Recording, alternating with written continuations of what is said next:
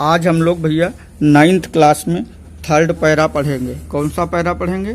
3rd para. But Evelyn was not going to give up. देखिए, पहले पिछला हम लोग देख लेते हैं। इवलिन नाम की लड़की थी जो शारीरिक रूप से अक्षम थी, मतलब उसे कम सुनाई देता था।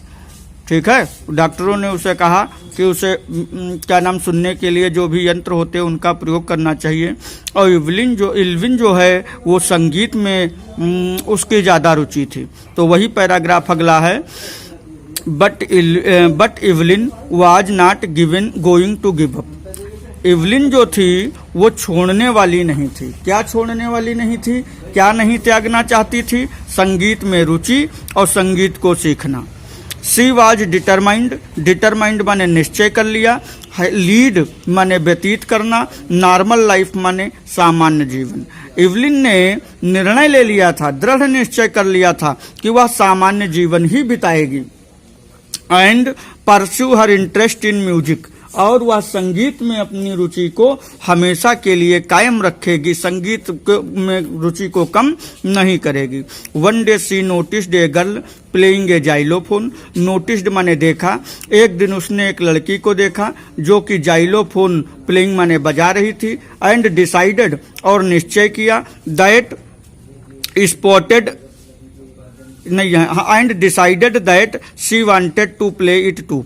एक दिन इवलिन ने एक लड़की को जाइलोफोन, एक यंत्र होता है बजाने वाला, बजाते हुए देखा और इवलिन ने निश्चय किया कि वह भी इसे बजाएगी या बजाना चाहती है। Most of teachers discouraged. Most माने अधिकांश, टीचर्स माने अध्यापकों ने, डिस्करेज्ड माने हतोत्साहित किया, हर माने उसे, अधिकांश अध्यापकों ने उसे हतोत्साहित किया। बट परक्यूशनिस्ट रॉन फ्रॉप्स एक थे जो तबला वादक थे या ताल वादक थे। स्पॉटेड हर पोटेंशियल, उन्होंने इवलिन में संभावना देखी।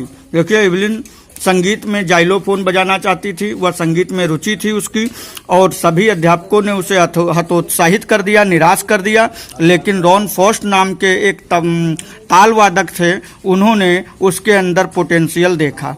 ही begin by tuning 2 large drums. Drum माने ढोल, लार्ज माने बड़े, ट्यूनिंग माने बजाना, और बिगेन माने प्रारंभ किया। रॉन फ्रॉस्ट जो ताल वादक थे, उन्होंने 2 बड़े बड़े ढोल को बजाना प्रारंभ किया, और डिफरेंट नोट माने अलग अलग लय में। Don't listen through ear. और रॉन फ्रॉस्ट जो ताल वादक थे, उन्होंने इवलिन से कहा कि कानों से मत सुनो। क्यों? क्योंकि कानों से इवलिन को कम सुनाई पड़ता था। Try to sense some other way.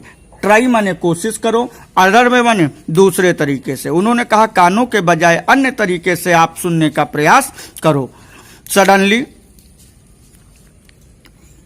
Suddenly I realise I could feel higher drum from waist up.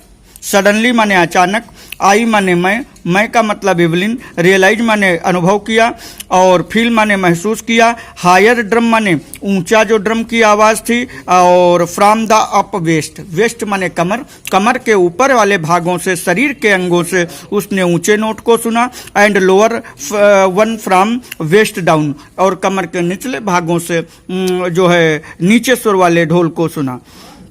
फॉप्स repeated the exercise.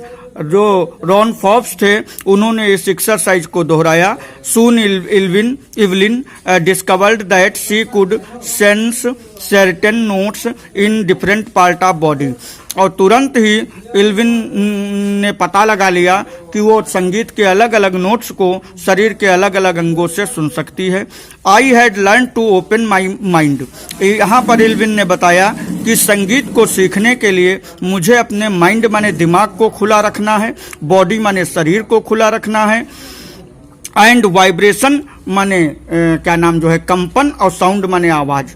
Evelyn ने कहा कि संगीत सीखने के लिए, आवाज के लिए, वाइब्रेशन माने कंपन के लिए हमें अपने मस्तिष्क को और शरीर को क्या रखना है, ओपन माने खुला रखना है। द रेस्ट माने बचा हुआ शेष, डिटर्मिनेशन माने दृढ़ निश्चय एंड हार्डवर्क, और बची हुई चीजें दृढ़ निश्चय और कठिन परिश्रम से हम सीख लेंगे। आज पूतू हम लोग 9th क्लास में इतना ही पढ़ेंगे।